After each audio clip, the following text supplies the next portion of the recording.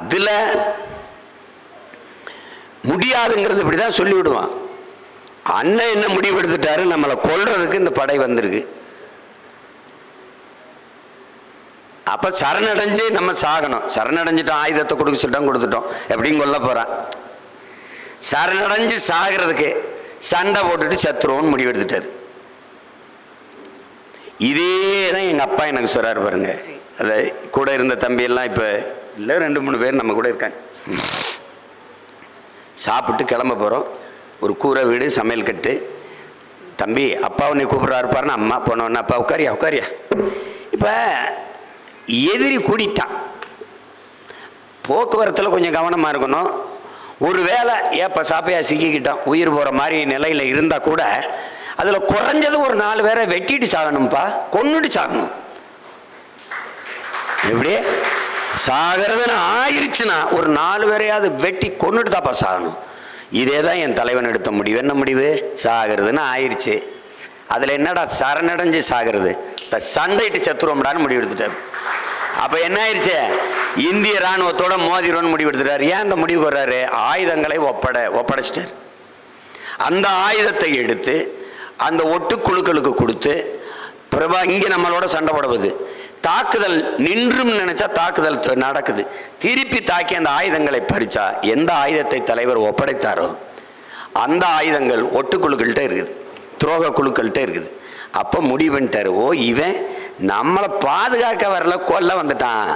அப்போ சரி முடிவெடுத்துருவோம், சண்டை போடணும்னா ஒருத்தரும் வரல. இந்த கதையை சொல்றது யார் தெரியுமில்ல? எங்க அண்ணனே. அதில் கடைசி ஒரு வச்சார் பாருங்க, உங்க தமிழ்ச்செல்வன் கூட வரல. எப்படி பார்த்துக்கிறீங்க? அது எங்க தமிழ்ச்செல்வன், அவர் கூட வரல. அப்படின்னா அப்புறம் என்னென்ன ஆச்சு, நான் வந்துட்டேன். அப்புறம் என்னென்னாச்சு, அப்புறம் எல்லாருமே பின்னாடி வந்துட்டாங்கன்ட்டாரு. வேற வழி இல்லை. சண்டை போடும்போது எதுக்கு சொல்றேன்னு கேளுங்க, இங்கே இருந்த நம்மெல்லாம் போற்றுகிற ஐயா மாப்போசி வாரி தலைவர்கள், மாப்போசி குறிப்பா பிரபாகரனுக்கு என்ன பைத்தியம் முடிச்சு போச்சா, இவ்வளோ பெரிய நாட்டை சண்டை போடுவானா, ஐயோ தற்கொலைக்கு சமம்னு விமர்சிச்சு 3 ஆண்டுகள் வெறும் 600 வீரர்கள், அதுவும் 500 பேர் தான் களத்தில், 100 பேர் அண்ணனுக்கு பாதுகாப்புக்கு, 500 வீரர்களை வச்சு 2 லட்சம் இந்திய ராணுவ வீரர்களை சண்டையிட்டு தோக்கடிச்சு திருப்பி அனுப்பின மாவீரன் இருக்கான்னா நம்ம தலைவன் தான். அது அடிச்சு தோக்கடிச்சு திருப்பி இந்திய ராணுவம் திருப்பி வரும்போது உனக்கு தெரியாது, எங்க அண்ணன் பொட்டம்மன் சொல்றாரு, தம்பி அதுல ஒரு நகைச்சுவை தெரியுமாடா அப்படின்னு. என்ன நான் 500 உங்க ராணுவ வீரர்கள் விட்டு போயிடுச்சுரா உங்க ராணுவம், அப்புறம் உங்க தலைவர் உங்க அண்ணன் கூப்பிட்டு எப்படியாவது உங்களுக்கு பத்திரமா கரை சேர்த்து விடு அப்படின்னா நீங்க என்ன பண்ணி, அப்புறம் படகால வச்சு கொண்டு ராமேஸ்வரத்தில் கரை இறக்கி விட்டோம்டா அப்படின்னு. எப்படி கொடுமை பாருங்க, கைவிட்டு வந்துருச்சு 500 வீரர்களை கரை சேர்த்து விட்டவன் நம் தலைவன் பிரபாகரனுங்கிறத நீ என்ன வச்சுக்கணும்.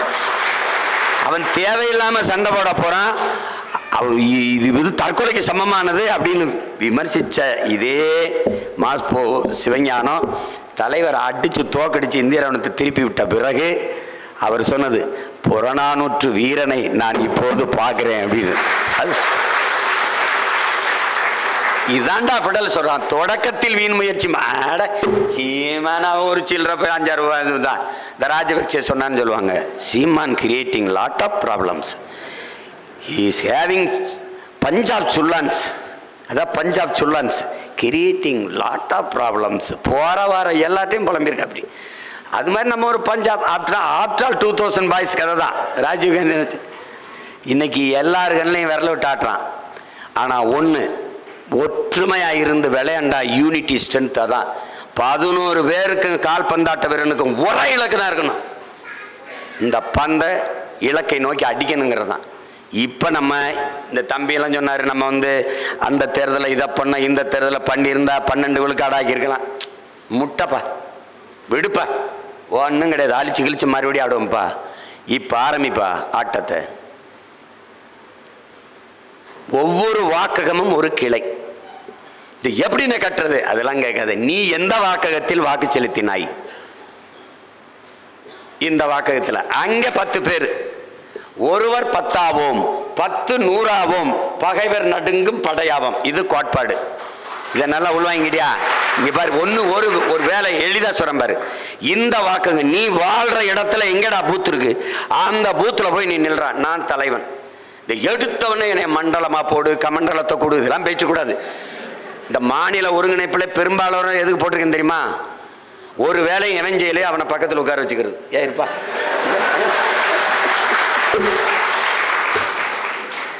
ஏப்பா அங்கே போய் வேலை செய்கிற பிள்ளையில போயிட்டு கலைச்சிக்கிட்டு இருக்காது, இங்கிட்டு வா, இங்கிட்டு வாப்பா. ஒன்றும் கிடையாது. நீங்கள் எல்லாம் நீங்கள் பூவை பார்க்குற, கிளையை பார்க்குற, பூவை பார்க்குற, காயை பார்க்குற, கனியை பார்க்குற, நீ வேற பார்க்குறதில்ல. உங்கள் அண்ணன் நீ பூ கிளை இதெல்லாம் பார்த்துக்கிட்டு இருக்கும்போது நான் வேற பார்க்குறேன். எனக்கு வேண்டியது வேர் உறுதியாக இருக்கணும். அந்த வேர் தான் கிளை கட்டமைப்பு. இங்கே இருக்கிறதுல எவனாவது மனச்சான்று சொல்லு. நீ இந்த கட்டடத்தின் மேற்கூரையாக இருக்க போகிறியா, இந்த கட்டடத்தை தாங்கி நிற்கிற அடித்தளமாக இருக்க போறியா? அதுதான் இங்க இருக்கிறது.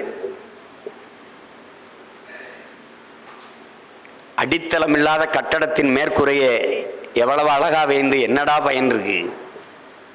என் பங்காளி சொன்ன மாதிரி பில்டிங் ஸ்ட்ராங்கு, பேஸ்மெண்ட் கொஞ்சம் வீக்குங்கிற மாதிரி ஆயிடும். அது தப்பா போயிடும். அதனால கிளை பொறுப்பாளர்கள் ஒவ்வொரு வாக்ககமும் பூத்து ஏஜென்ட் விட்டு வாக்கக முகவர் அந்த சொல்ல ஒழிச்சிரு. கிளை இந்த வாக்ககத்தின் கிளை தலைவன், கிளை தலைவன், கிளை தலைவர், கிளை செயலாளர், கிளை பொருளாளர், செய்தி பிரிவு செயலாளர், இதிலே ஓடியாந்துருச்சு. அங்கே துணைத் தலைவர்கள், இணை துணை செயலாளர், 8 பேர். 8 பேரை போடு. இன்னொருத்தனை சேர்க்க முடியாதா? இது ஒரு மார்க்கெட்டிங். 1 + 1 + 1 இவ்வளோதானே. நான் அன்னைக்கு கூட பேசி காட்டினேன். நாங்கள் காமர்ஸ் படிக்கும்போது எங்கள் வாத்தியார் ராமானுஜன் எனக்கு படம் நடத்துவார்.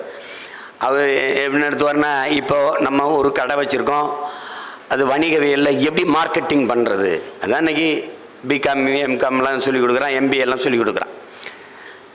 சேல்ஸ் ரெஃப் இப்போ வர்றான்னு வச்சுக்க, அவன் என்ன பண்ணுவான்? எடுத்த உடனே நீ ஒரு பொருள் கேட்பான். இப்போ நான் சொல்கிறேன் பாருங்க, எங்கள் வாத்தியாரங்க படம் தரேன். லக்ஸ் சோப்பு இருக்கா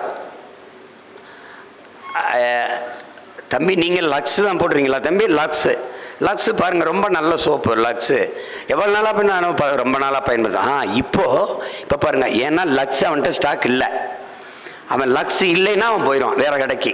அவனை விட்டுறப்படாது, கஸ்டமரை பிடிக்கணும். எப்படியே பிடிச்சிக்கணும், பிடிச்சி வச்சுக்கிட்டு இப்போ நான் பேசுகிறேன் பாருங்கள், லக்ஸு ரொம்ப நல்ல சோப்பு, ஆனால் நல்லாயிருக்கும். அப்படிங்களா தம்பி, ரொம்ப நாளாக பயன்படுத்தி. இப்போ பாருங்கள், இப்போ மார்க்கெட்டிங்கில் ரொம்ப ஃபேமஸ்ஸு, நிறைய பேர் இன்னைக்கு காலையிலே 100 சோப்பு போயிடுச்சுன்னா பாருங்கள். இப்போ லக்ஸுக்கு இன்னும் அது மாதிரியே ஹமாம். இந்த பாருங்கள், மோந்து பாருங்கள், இங்கே பாருங்கள் எப்படி இருக்குன்னு பாருங்க, சும்மா பாருங்கள். அது இப்போ எல்லாம் லக்ஸ் தான். அங்கே இப்போ ஹமாம் தான் போகுது. என்னப்பா எத்தனை சோப்பா? ஐயா 100க்கு மேலே எடுத்து கொடுத்தோமே. அவன் இங்கே ஒரு சால்ரா இருப்பான். அவன் ஆமாம் சொல்லினா போட வேலையை விட்டுரும்ல. அவன் பொட்டலத்தை போட்டு ஆமையா 100க்கு மேலே போகுது. இப்போ ஹமாம் தாங்கய்யா, நல்லா மூவ் ஆகுதுங்கய்யா. எல்லாரும் வர்றவங்க போகிறவங்களாம் எல்லாரும் வந்து ஹமாம் தாங்க கேட்குறாங்கய்யா. ஹமாம் நீங்கள் ஒரு தடவை ஒன்ஸ் யூஸ் பண்ணி பாருங்கள். நீங்கள் அதுக்கப்புறம் லக்ஸை தட மாட்டீங்க. ஹமாம் தான் போவீங்க. இப்போ நீங்கள் பாருங்கள், ஹமாம் வந்து அப்படி நீங்கள் ஒரு தடவை முகம் கழுவிட்டீங்கன்னா அப்படி அவ்வளோ ஃப்ரெஷ்ஷாக இருப்பீங்க. நீங்கள் உங்கள் ஸ்கின் டோனே மாறி. இப்படியே பேசி அவன் ஏதாவது கொடு தொலைடா, சரி ஹமாம் தான் இருக்கா கொடு, நீ வேணாம்னா அவன் இல்லைன்னா வேறு இல்லைங்க, நான் லக்ஸு வேறு இடத்துல போட்டுருங்க. ரொம்ப நல்லது, உங்கள் ஸ்கின்னுக்கு நல்லது. அலர்ஜி, இந்த தேமல், இந்த மாதிரி சின்ன இதெல்லாம் வராது பாருங்கள். வேர்க்கூரெலாம் வராது. நீங்கள் பயன்படுத்தி பாருங்கன்னா, நான் 1/2 மணி நேரம் ஒரு சோப்பு கட்டிக்கு பேசுவான். ஒரு சோப்பு கட்டிக்கு அவனுக்கு 50 காசு தான் கிடைக்கும். அதுதான் சேல்ஸு, அதுதான் வியாபார நுட்பம். அதுதான்டா நீ செய்யணும். உன்னோட வாக்கிங் போகிறேன்னா, ஐயா இப்போ என்னங்கய்யா, என்ன கட்சியில் இருக்கீங்க, நீங்கள் என்ன ஓட்டு போட்டீங்க, அப்படி எதனாலயா போட்டீங்க, இப்போ நீங்கள் என்ன வேலை பார்க்குறீங்க, எல்லாம் அவனை பேசிக்கிட்டே இருக்கணும். இப்போ என்கிட்ட வந்து மனு கொடுக்குறவன்ல யாருன்னு நினைக்கிற? மனு கொடுக்குற ஆள்லாம் யாருன்னு நினைக்கிறேன்? நமக்கு திமுகவுக்கு போட்டவன் தான். இப்போ நீ ஒன்று இப்படி பாரு, மீனவர் போராடிட்டார். நேற்று வரைக்கும், போன வாரம் வரைக்கும் நம்ம கட்சியினுடைய அப்பா மலைச்சாமி எங்கள் ராமேஸ்வரத்தில் கொண்டுறான், சிங்களன் கொண்டிருக்கானா. நீ காட்சிப்படுத்தி பார்க்க முடியுதா? படகை சாய்ச்சி விட்டு அவன் 1 மணி நேரம் 2 மணி நேரத்துக்கு நீஞ்ச விட்டு அவரை சோர்வடைய வச்சு செத்தவண்ணை விட்டு போயிருக்கான். இவ்வளவு வேலை நடக்கிற வரைக்கும் அங்கே கடற்படை இராணுவம் ஒன்று இருக்குது, பிடுங்கிட்டு இருக்குது. இங்கே பாரு, நீ பாரு, ஒரு படகு வந்து நீ என்ன நினைக்கிற? நீ உனக்கு இப்படி சொன்னால் புரியாது, நல்லா கவனிச்சுக்க. இந்தியாவும் இலங்கையும் கிரிக்கெட் விளையாடுது. அதில் இந்தியா ஜெயிக்குது, இலங்கை தோக்குது. அதுக்கு வன்மத்தவன் தமிழன்ட்ட காட்டுறான். ஒரு படகை சுற்றி இலங்கை இராணுவ கப்பல் மறைச்சிக்கிட்டு ரொம்ப நேரமாக அங்கே இருக்கிற பிள்ளைகள், நம்ம மீனவ பிள்ளை தூக்கிங்க ஒரு தம்பியை பாருங்கள், உயிர் உறுப்புற ஒரு கம்பியை போட்டு கட்டுறான், காலை கட்டுறான், கை ரெண்டையும் கட்டுறான், கம்பியை போட்டு கட்டி அப்படியே வச்சு அது இறந்த பிறகு எப்படின்னா அப்படி இந்த சதை உப்பி அப்படி கம்பி இறுகி இருக்கு அப்படி கொண்டு போடுறான். இவ்வளவு நேரம் பண்ணி அந்த இடத்துல ஒவ்வொருத்தனையும் கட்டி ஒரு ரவுண்டை பண்ணி ஒரு போட்டை சுற்றி இவ்வளவு நிற்கிதுங்கிற போது நீ கண்காணிக்காமல் என்ன பண்ணிக்கிட்டு இருந்த? உன் கடற்படை இராணுவம் என்ன பண்ணுது? இந்த கேள்வியே இந்த நாட்டை ஆண்ட ஒரு தலைவனும் எழுப்பல. அப்போ எவ்வளோ வலிக்கும்னு பார்த்துக்க. அப்போ அது இந்த இவ்வளோ பிரச்சனை இருக்கா? அந்த பொண்ணை வரும்போது அழுவான், ஊடல் வந்தவொடனே ஓன்னு கத்துவான், யாரும் கேட்கலம்மா. ஆனால் ஓட்டை யாருக்கு போடுவாங்கிற? இந்த ஐயோக்கிய பயலுக்கு தான். அவனுக்கு போடுவான். எல்லாம் சோனியா காந்தியா சின்னத்த மக்கள் பெரியத்த மக்களாக இருக்கிறதுனால இவன் இன்னும் சோனியா காந்தி கிறிஸ்தவ பொம்பளை நினைச்சுக்கு இருக்கான். சோனியா காந்தியை கிறிஸ்தவர் தான் நினச்சிட்டு இருக்கான். கால கொடுமை. எங்கால ஆடு மேய்க்கிறவன்லாம் நம்மால் நினச்சிட்டு இருப்பான்ல, அது அந்த கதை தான். இஸ்லாமியர்லாம் எங்கால் நினச்சிக்குதான். அவன் அரேபியன், அவன் உருது, அவன் வங்காளி, நான் தமிழன். ஒரு மார்க்கத்தை ஏற்றிருக்கோம். இந்த புரிதல் என்னைக்கு வருதோ அன்னைக்கு நீ ஜெயிச்சிருவேன். அந்த நேரம் ஒரு கோபம் வருது. ஆசிரியர் பணி போடலை, கோபம் வருது. பணி நிரந்தரம் பண்ணல, கோபம் வருது. மருத்துவருக்கு உரிய ஊதியம் இல்லை, கோபம் வருது. செவிலியரா பணி நிரந்தரம் பண்றோம்ட்டு பண்ணல, கோபம் வருது. விவசாயி உரிய விலை நியமிக்கப்படல, கோபம் வருது. காவிரியில் தண்ணி பெற்று தரல, கோபம் வருது. எல்லா கோபமும் தேர்தல் நேரத்தில் எங்க போகுதுன்னு தெரியல. இதுதான் பிரச்சனை. இப்ப திருப்பி அவங்களுக்கு வாக்கு போகுது.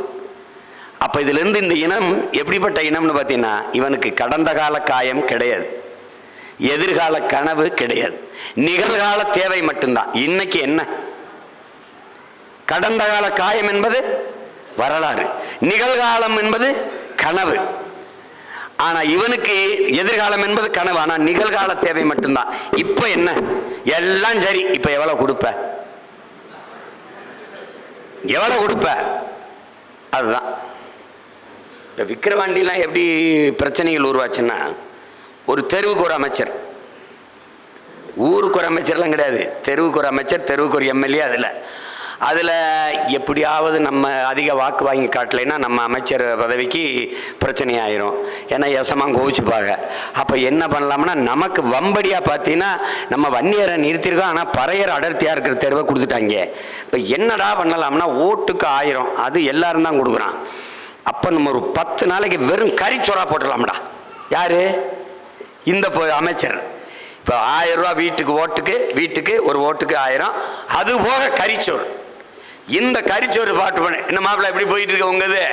நம்ம ஊர்ல 1000 ரூபா, அப்புறம் கறிச்சோறு சரக்குலாம் போயிட்டு இருக்கு மாப்பிள்ள. அப்படியா? எங்க தெருவில் ஏன் கறிச்சோறு இல்லை? இந்த அமைச்சருக்கு உரிமை போராட்டம், இதெல்லாம் உரிமை போராட்டம். ஐயையோ, இவங்கள மாதிரி ஒரு கொடுமையான இனத்தில் ஒன்று நம்ம இந்த கூட்டத்தில் பிறந்தது தப்பு, இல்லை நம்ம கூட அவங்க பிறந்தது தப்பு.